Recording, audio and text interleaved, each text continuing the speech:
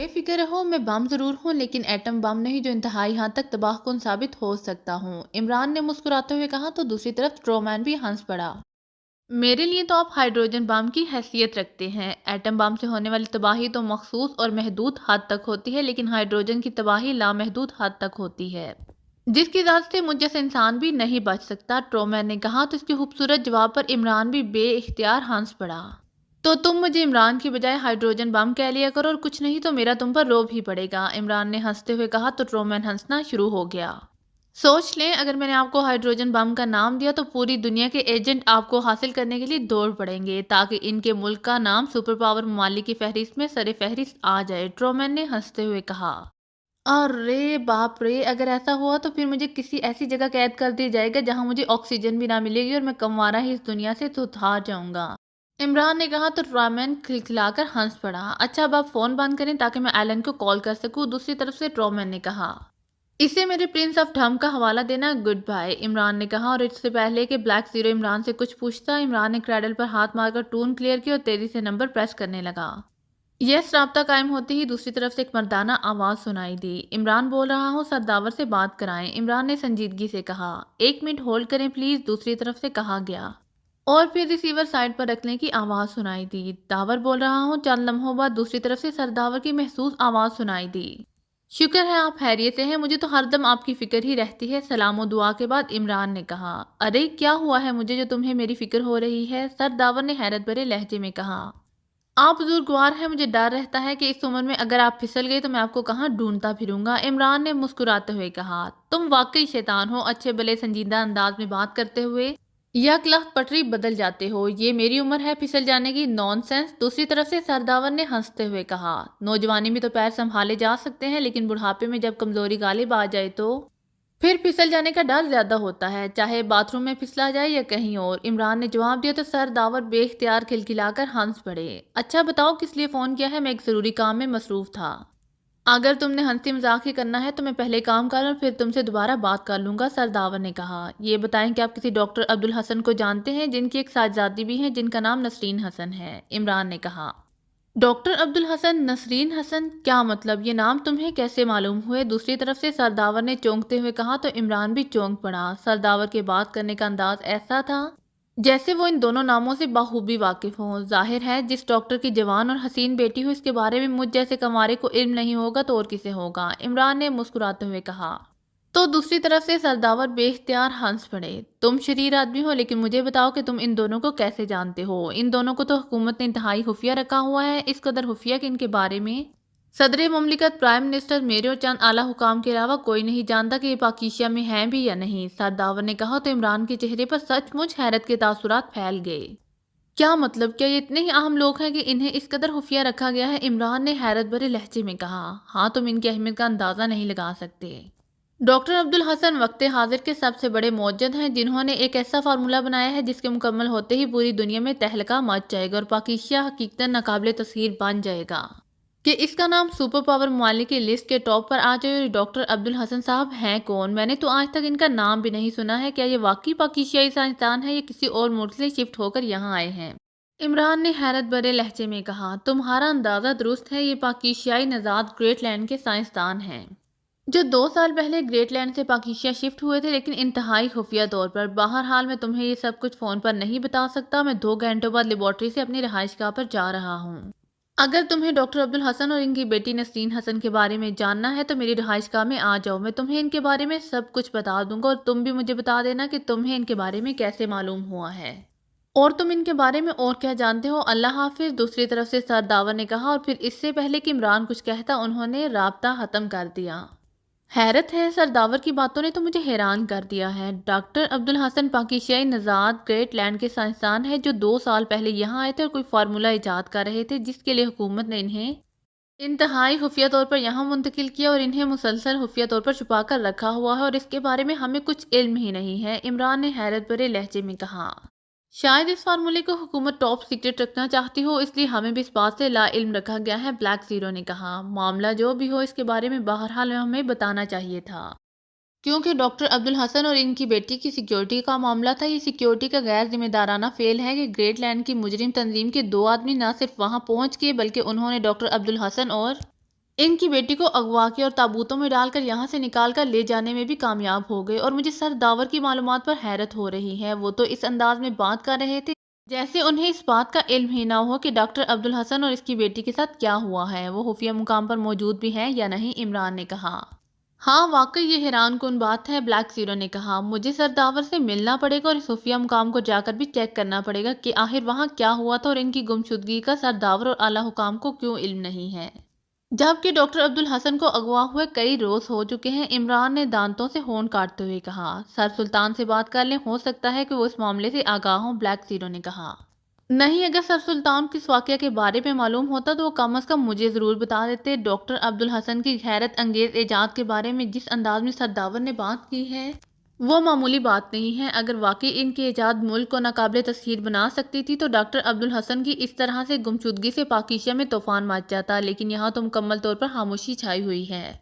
اب اس پراسرار خاموشی کا راز تب ہی کھلے گا جب میں سر داور کو ملوں گا اور اس مقام کا جائزہ لوں گا جہاں ڈاکٹر عبدالحسن کو رکھا گیا تھا، عمران نے کہا۔ تو بلیک زیرو نے اس بات میں سر ہلا دیا۔ اس نے ریسیور کریڈل پر رکھ دیا تھا۔ 10-15 منٹ گزرنے کے بعد اس نے ایک بار پھر ریسیور اٹھایا اور تیزی سے نمبر پریس کرنے شروع کر دیے۔ Inquiry please. رابطہ ملتے ہی ایک نسوانی آواز سنائی دی۔ گریٹ لینڈ کے دارالحکومت کا نمبر بتائیں، عمران نے کہا۔ تو اسے ایک نمبر بتا دیا گیا۔ عمران نے دوسری بار کریڈل ہاتھ مار کر ٹون کلیئر کی اور پھر گریٹ لینڈ اور اس کے دارالحکومت کے نمبر پریس کرنے کے بعد وہ نمبر پریس کرنے شروع کر دیے جو اسے ٹرومین نے بتائے تھے۔ Sagan club. رابطہ ملتے ہی ایک چیختی ہوئی مردانہ آواز سنائی دی۔ پاک ایشیا سے پرنس آف ڈھمپ بول رہا ہوں، ایلن سے بات کراؤ، عمران نے سخت لہجے میں کہا۔ ہولڈ کریں پلیز۔ دوسری طرف سے اس پر قدرے نرم لہجے میں کہا گیا، شاید اس پر عمران کے سخت لہجے اور پرنس ہونے کا رعب پڑ گیا تھا۔ ایلن بول رہا ہوں۔ چند لمحوں بعد ایک کرخت اور سرد آواز سنائی دی۔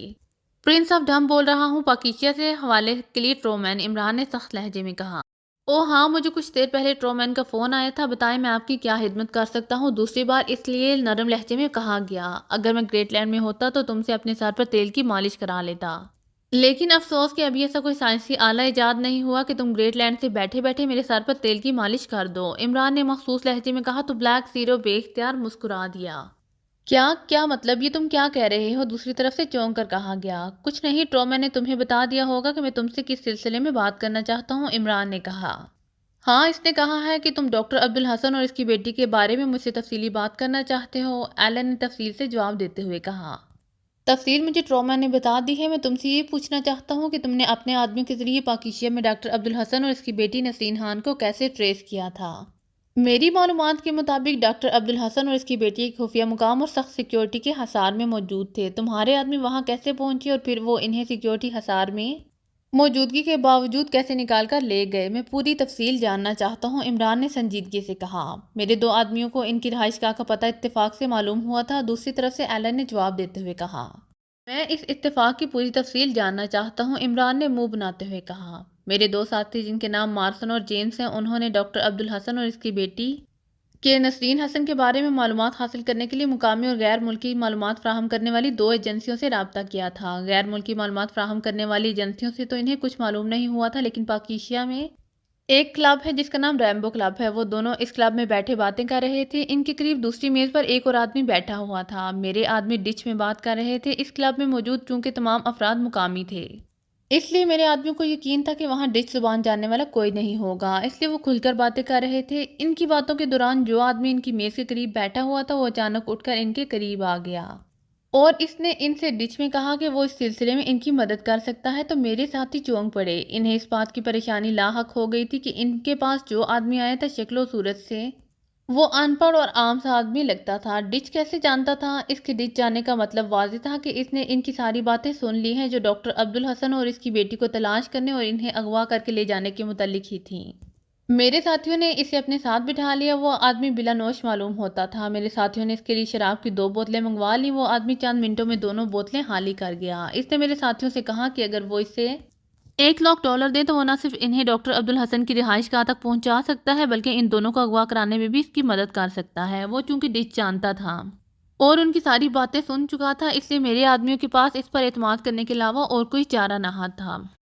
میرے آدمی سے لے کر اپنی رہائش گاہ پر آ گئے۔ تب اس آدمی نے انہیں بتایا کہ وہ اسی خفیہ رہائش گاہ میں کام کرتا ہے جہاں پر ڈاکٹر عبدالحسن اور اس کی بیٹی نسرین حسن کو رکھا گیا ہے۔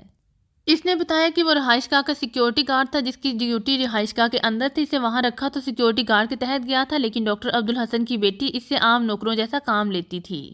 اس کے ساتھ ساتھ وہ ہر وقت ڈانٹتی ڈپٹتی رہتی تھی. ان کے کہنے کے مطابق نہ جانے نسرین حسن کو اس پر کس بات کا غصہ تھا کہ وہ اس سے انتہائی نفرت انگیز انداز میں بات کرتی تھی اور اسے بے عزت کرنے کا کوئی موقع ہاتھ سے جانے نہ دیتی تھی، جس سے وہ سخت نالاں تھا. دوسری طرف سے ایلن نے اسے تفصیل بتاتے ہوئے کہا، 1 منٹ، اس سیکیورٹی گارڈ کا نام کیا ہے؟ عمران نے اس کی بات کاٹتے ہوئے کہا. اس سیکیورٹی گارڈ کا نام جواد نذیر تھا. ایلن نے جواب دیا تو عمران چونک پڑا. تھا سے مطلب اب وہ نہیں ہے؟ عمران نے کہا. ہاں، کام پورا ہونے کے بعد جیمز نے اس سے گولی مار دی تھی کیونکہ اس کی ڈیمانڈز روز بروز بڑھتی جا رہی تھیں. 1 لاکھ سے بات شروع ہوئی تھی اور $10 لاکھ تک جا پہنچی تھی، اور اس نے مہنگی ترین شراب پینے کے ساتھ ساتھ میرے ساتھیوں کو بھی بری طرح سے زچ کرنا شروع کر دیا تھا. میرے آدمیوں نے اسے کام کی وجہ سے برداشت کیا تھا اور جب کام پورا ہو گیا تو انہوں نے اسے گولی مار دی تھی، ایلن نے کہا. تو عمران نے ہونٹ بھینچ لیے. اوکے، آگے کی تفصیل بتاؤ. عمران نے کہا. میرے آدمیوں نے جواد نذیر سے دوستی کر لی اور اس کی ہر ضروریات کو پوری کرنے لگے. جواد نذیر نے میرے آدمیوں کو بتایا کہ ڈاکٹر عبدالحسن اور اس کی بیٹی کو دارالحکومت سے دور ایک ویران علاقے میں رکھا گیا ہے جہاں سیکیورٹی کا سخت حصار ہے. عمارت کے اندر اور باہر ہر طرف پہرا ہے اور یہ پہرا اس قدر سخت ہے کہ سیکیورٹیوں کی نظروں میں آئے بغیر اس عمارت میں ایک پرندہ بھی نہیں گھس سکتا ہے. اس نے یہ بھی بتایا کہ عمارت باہر سے بظاہر ویران کھنڈر دکھائی دیتی ہے، لیکن اندر سے اسے انتہائی شاندار اور جدید طرز پر بنایا گیا ہے.